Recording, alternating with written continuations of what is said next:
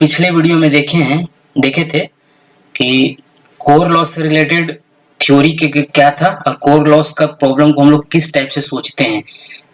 पिछले लेक्चर में हम लोग एक एग्जाम्पल भी देखे थे जो कि गेट प्रीवियस ईयर में गेट अथॉरिटी के द्वारा पूछा जा चुका है। अब इस वीडियो में हम लोग देखने वाले हैं कुछ और स्टैंडर्ड क्वेश्चन जो कि गेट में पूछा जा चुका है गेट अथॉरिटी के द्वारा। ठीक है, तो इस बार हम लोग जो क्वेश्चन सेलेक्ट किए हैं गेट 1998 का है। ठीक, गेट 1998 का क्वेश्चन है। इस क्वेश्चन में क्या बोल रहा है कि 50 हर्ट्ज ट्रांसफार्मर का equal hysteresis and eddy current loss है। हिस्टेरेसिस लॉस और एडी करंट लॉस इक्वल है, तो हम लोग पहले डाटा लिख लेते हैं। Hysteresis loss equals to eddy current loss कब? जब फ्रीक्वेंसी है 50 हर्ट्ज और रेटेड एक्साइटेशन वोल्टेज जो है उसको मिल रहा है वी रेटेड। ठीक, तो हमसे पूछ रहा है कि हिस्टेरेसिस लॉस मतलब कोर लॉस में percentage decrease in core loss में कितना परसेंट का डिक्रीज होगा जब हम फ्रीक्वेंसी 45 हर्ट्ज सप्लाई में देते हैं और वोल्टेज जो होता दे रहे हैं वो है 90% of V rated, 90% of V rated, या फिर इसको बोल सकते हैं 0.9 ऑफ वी रेटेड। ठीक ठीक है, तो हम लोग आगे देखते हैं। सबसे पहले इस टाइप के क्वेश्चन में क्या करना होता है कि सबसे पहले कुछ नहीं, आंख बंद करके आप चेक करिए कि वी वाई एफ कॉन्स्टेंट है या नहीं है। तो हम लोग वी वाई एफ चेक कर रहे हैं फर्स्ट केस में। तो फर्स्ट केस का वोल्टेज कितना है? रेटेड वोल्टेज दे रखा है, rated voltage V rated what a frequency 50 hertz, तो ये आ गया 0.02 into V rated first case में। सेकेंड केस में V by F at second case कितना है? वोल्टेज जो है 0.9 ऑफ वी रेटेड है और फ्रीक्वेंसी जो दिया हुआ है वो 45 हर्ट्ज दिया हुआ है, 45 हर्ट्ज। तो ये आ गया अपना 0.02 इंटू वी रेटेड। ठीक है, ये हो गया। अब हम लोग देख रहे हैं कि फर्स्ट केस और सेकेंड केस का वी वाई एफ रेशियो दोनों का सेम हो रहा है। तो V by F first equals to V by F of second, ये आ रहा है कांस्टेंट। तो इस केस में जब वी वाई एफ कांस्टेंट आता है तो कैसे हम लोग प्रॉब्लम को प्रोसीड करते हैं, ये हम लोग पिछले क्लास के थ्योरी वाले वीडियो में देख चुके हैं। अगर आपको इसमें प्रॉब्लम है तो आप पिछला वीडियो रेफर कर सकते हैं। ठीक है, अब हम लोग आगे देखते हैं। केस 1 कंसीडर करते हैं। केस वन में जब hysteresis loss equals to eddy current loss बराबर हम लोग P मान ले रहे हैं, दोनों इक्वल है और उसको हम लोग P मान ले रहे हैं। ठीक है, तो टोटल कोर लॉस जो हो जाएगा वो क्या हो जाएगा? P hysteresis plus P eddy current loss, that is P core आ गया कितना? 2P। ठीक, ये डाटा इंपॉर्टेंट है, तो इसको हम लोग मार्क करके रख लिए। ठीक है, अब हम लोग दूसरे केस में आते हैं, केस सेकंड। ठीक, अब हम लोग केस सेकंड में आते हैं। केस सेकंड में क्या दिया हुआ है कि सेम ट्रांसफार्मर को हम लोग जो सप्लाई दे रहे हैं वो 0.9 है या फिर 90% है रेटेड वोल्टेज का, और उसका जो फ्रीक्वेंसी है वो है 45 हर्ट्ज।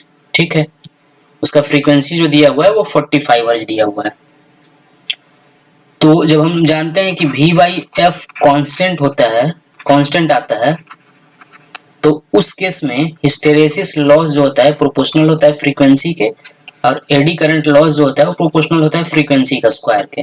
तो यहाँ से हम लोग निकालेंगे हिस्टेरेसिस लॉस एट 45 हर्ट्ज बटे हिस्टेरेसिस लॉस एट 50 हर्ट्ज बराबर frequency at 45 hertz divided by frequency at 50 hertz.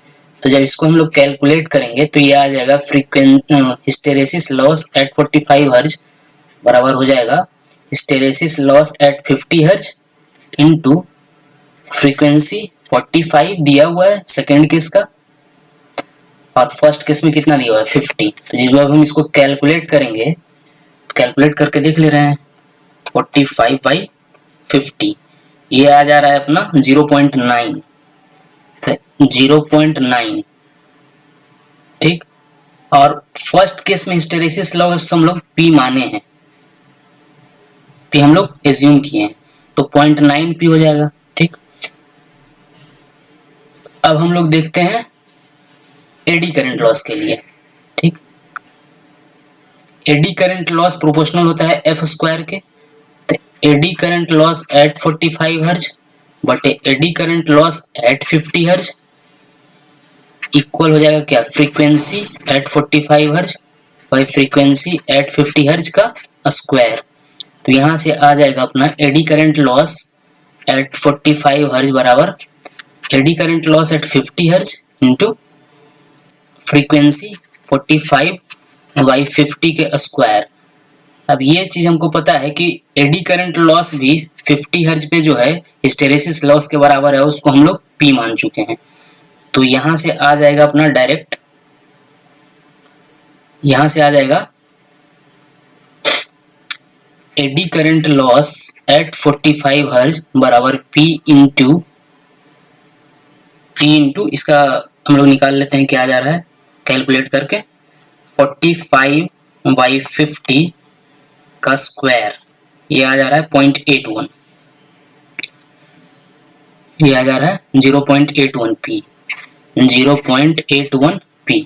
ठीक है, ये हो गया। अब हमको कोर लॉस निकालना है, total core loss. Core loss क्या हो जाएगा, core loss P core loss dash मान ले रहे हैं न्यू कोर लॉस को, तो ये हो जाएगा हिस्टेरेसिस लॉस एट 50 हर्ज, sorry hysteresis loss at 45 hertz plus eddy current loss at 45 hertz, या फिर हम लोग इसको ऐसे भी लिख सकते हैं P कोर लॉस एट 45 हर्ज। ठीक है, 45 हर्ज। अब यहाँ से हम लोग वैल्यू पुट करते हैं P कोर एट 45 हर्ज, सॉरी एट 45 हर्ज, तो ये क्या हो गया, हिस्टेरेसिस लॉस अपना आया है 0.9 P और एडी करंट लॉस आया है 0.81 P। तो इसको जब हम लोग ऐड करेंगे तो ये आ जाएगा 1.71 P।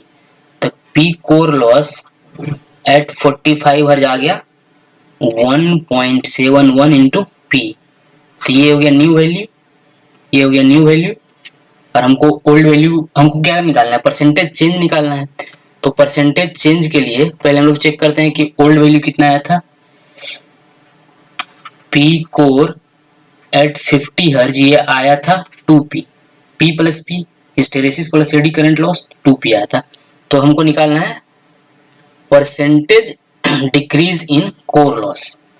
तो percentage decrease in core loss P core loss क्या हो जाएगा, फाइनली कोर लॉस कितना है, P कोर 45 एट 45 हर्ज minus P core at 50 hertz divided by P core at 50 hertz, और परसेंटेज के लिए हम लोग गुना करते हैं 100 से।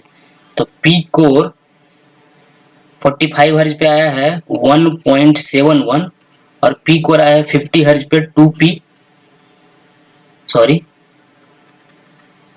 1.71 P आया है ना, ठीक, और माइनस P कोर 50 हर्ज पे आया है 2P और P कोर आया है 50 हर्ज पे 2P इंटू 100%। तो यहाँ से आ गया percentage of P core, negative value आ रहा है 1.71 माइनस 2 डिवाइडेड बाई 2, ये आ गया माइनस 14.5%। ठीक, तो माइनस क्या रिप्रेजेंट कर रहा है, निगेटिव सिंबल रिप्रेजेंट कर रहा है decrease in core loss by 14.5%। ये हो गया अपना आंसर। ठीक है, ये हो गया अपना आंसर।